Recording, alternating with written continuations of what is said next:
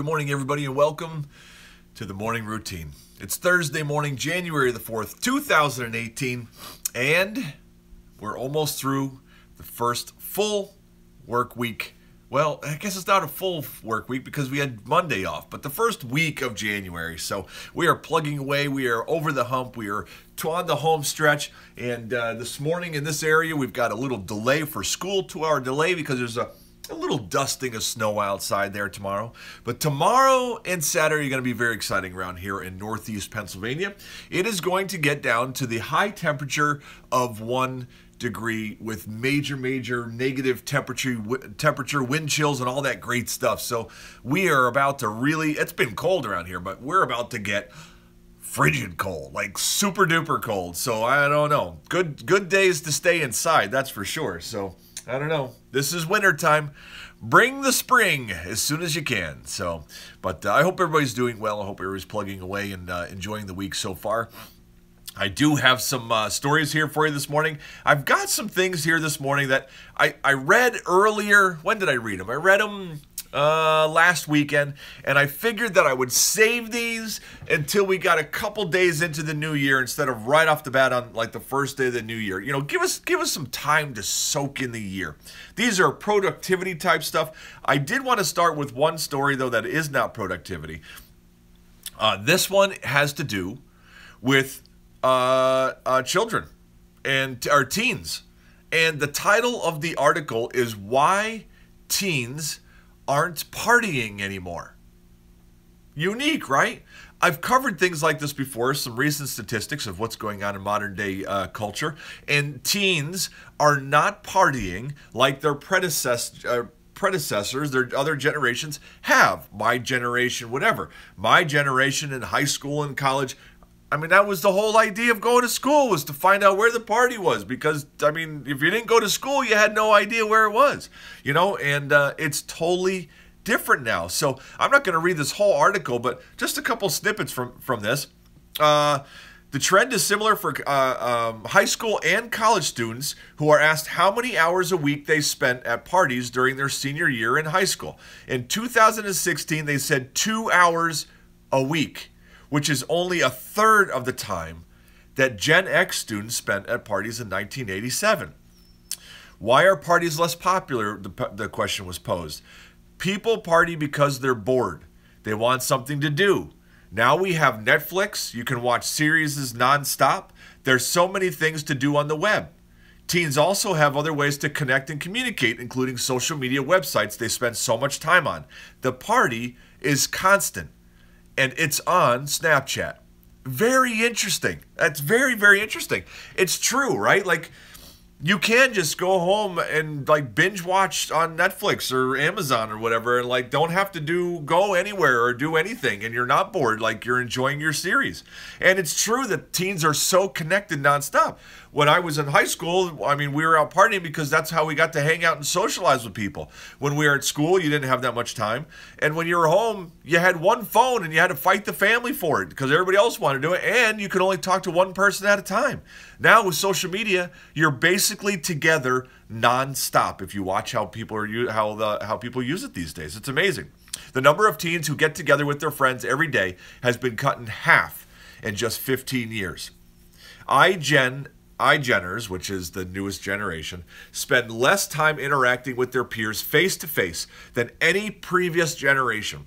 It's not just parties or craziness, but merely getting together with friends, spending time hanging out. They have cut it out of their day-to-day activities. College students in 2016 versus the late 1980s spent 4 fewer hours a week socializing with their friends and 3 fewer hours a week partying. So 7 hours a week less on in-personal social interaction. Things are changing, my friend, right? Things are changing. So there we go. Thought that was some insightful information. So productivity stuff. Here we go. This is it was kind of funny because I read one story and then like half an hour later I read another story and I'm like, wait a minute. These are kind of like different things, you know? So I'm going to share both of them with you. So the first one is some secrets to how to keep make resolutions and keep resolutions, okay? As you know, resolutions are easy to make, easy to break, right? So these were kind of like the secrets that people who have been successful keeping resolutions, they're secrets, I guess. So here's some of them right here, okay? Resolutions revolve around small changes, incremental changes, not huge ones. Make one improvement every day, such as listening to audiobook or removing an app from your phone that doesn't improve your efficiency. Being small, it has been easy to stick to, but pivotal in my personal development and the growth of this person's business. If you improve 1% every day, you will improve 365% over a year. So next, they write down the resolution every single day. Don't believe that simply making a mental or written statement at the beginning of the calendar year is enough to keep your goals fresh and in front of you. Write it down every single day as a continuous reminder. They have a strong why. List why you're doing this and what you don't like about your life right now so that you always have a reference point, a why, and then you can see your progress. The resolution benefits others. Keep your resolution because it's easier to keep it because it has nothing to do with you. If it's focused on serving other people, it's been proven much easier to keep than if it's focused just on making your own personal life better, and that's it. And let's see here. Oh, two more things. They seek accountability. So every Monday, this person met with a group of 7 people, and they focused on their weekly goals. And those who serve as reminders to get back on track when I haven't made them a priority. So be accountable to somebody. Maybe tell somebody what your goals are. Maybe have somebody else who wants to do the same thing, and you guys get together and collaborate to keep each other on track. And the last one, make failure difficult. Put some money on the line, like join a mastermind group or something like that. Or if you want to get in shape, sign up for a marathon 6 months out. Then you'll be sure to do it. So, or you'll lose your money for the marathon. So that was some tips on people who have been successful in completing the resolutions. Now, the other side. This is the other one that I wanted to share with you. So why you should make anti-resolutions, right? Like that's totally opposite of making resolutions. These are the things that I want to do. This is what I want to accomplish. This is how I'm going to do it. This is whatever. These are making anti-resolutions. All right, let's explain. Here we go. January is one of the worst times of year to do something new. We've just lived through Thanksgiving, the shopping season, and Christmas. We have less than a week to decide what big things to manifest for next year. That's why the majority of the population doesn't stick with new habits, okay? So, why anti-resolutions? What should I stop doing is a better question to ask yourself than what would I like to accomplish. I can see this. I can see this to a point, okay? Identifying anti-resolutions provide a better path to what you ultimately want to do. Having a list of things you're not going to do is easier to achieve. Interesting point of view. You know, I guess there's always two groups of people who are running towards something and people who are running away from something. So when it comes to making your resolutions, these two articles are kind of the same thing. What are you running to? If that's not compelling enough, then what are you running from, right? So this is great. So here we go. Most people give something up. Instead of making a resolution to eat healthy, for example, start with, I will not eat fast food. It's more specific. That sounds very easy. That's much easier than I'm going to eat healthy. Eat healthy is so broad and big. Let's see. Okay, here's a couple things I wrote down. Stop biting your tongue. When you have an opinion to share, do so. So that's one of the things you're going to stop biting your tongue. Okay. That could cause a lot of trouble depending on what circle you run in, let me tell you. Next, stop working with bad clients. Interesting. If you're in the business world and you have those clients that are just a drain and bring you down and make your business or what you do day to day just wearing on you, stop dealing with them. That's a resolution. There you go. Stop making excuses. Own up to them. That's it. I'm never going to make an excuse again. That's it. I'm just going to own up to it or I'm just going to do what I say I'm going to do. There you go.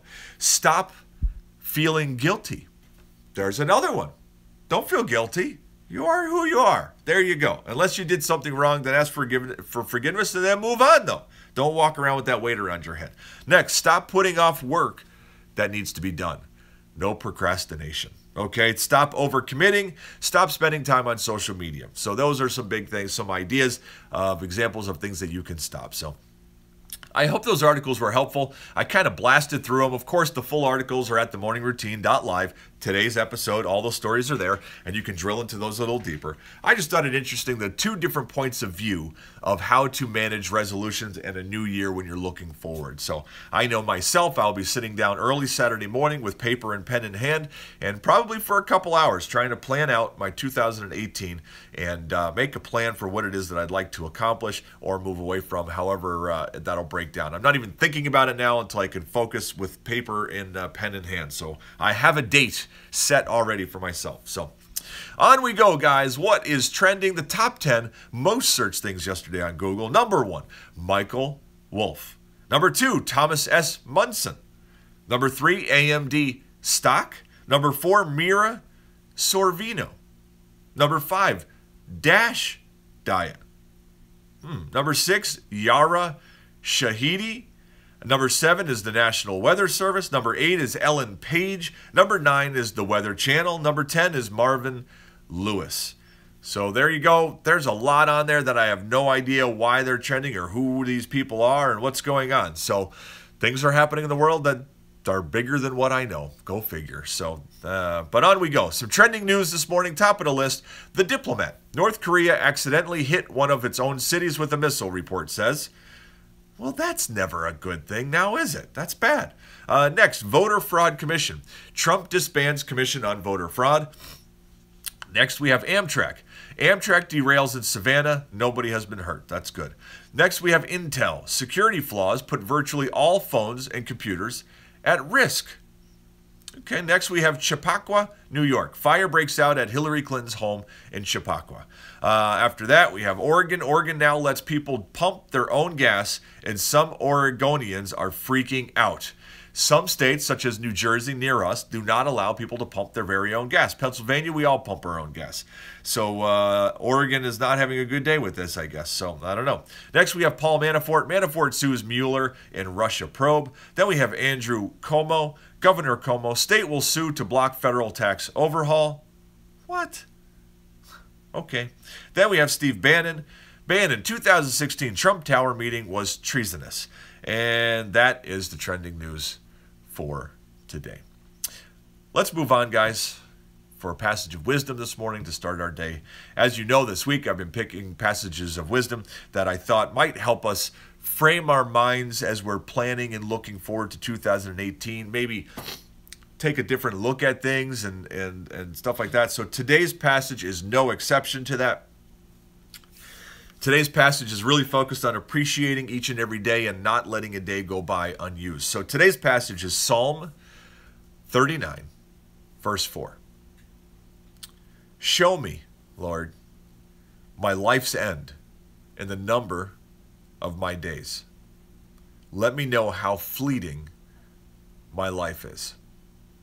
Now, you read that and it can sound very depressing on one hand, right? Anytime you say, show me my life's end and the number of my days and let me know how fleeting my life is, it can be a little depressing, but there's so much truth in there because our lives are very fleeting and our days are numbered.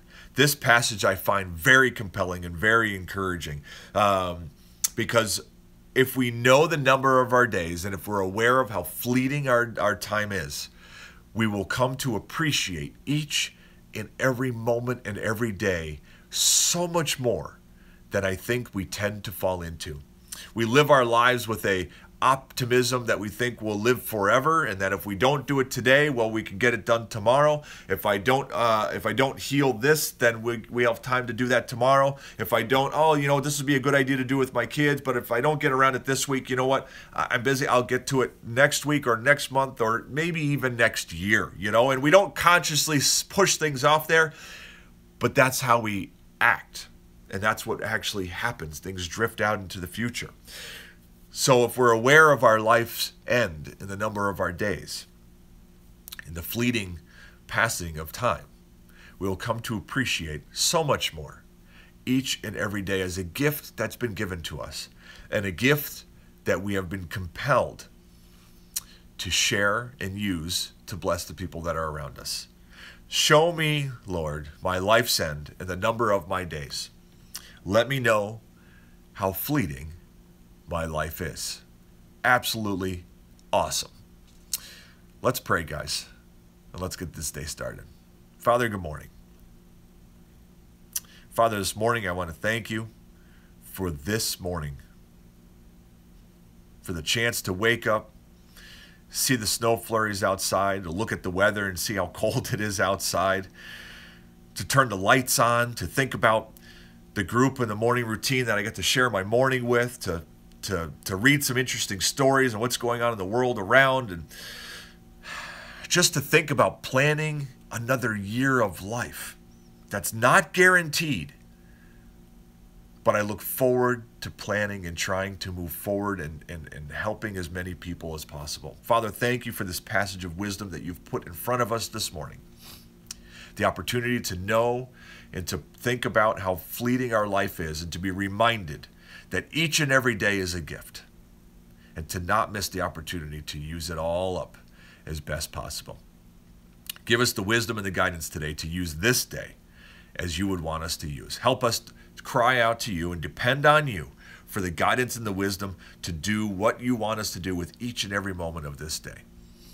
It's very hard to do, Father. I know it's hard for us to stay that focused on what you want for us as we get busy in our day and we start planning our minute by minute, hour by hour. But be there for us when we cry out and ask that you will give us some direction. We love you and we thank you. Amen. And that, my friends, is a magnificent wrap to the morning routine. Thanks for being here this morning on this Thursday. I hope that today is a fantastic day for you. Until tomorrow morning where we get here once again, don't forget that today, this very day, is an amazing opportunity for you to be exactly who you were meant to be. Don't miss the chance. Soak it all up. I love you guys. Have a great day.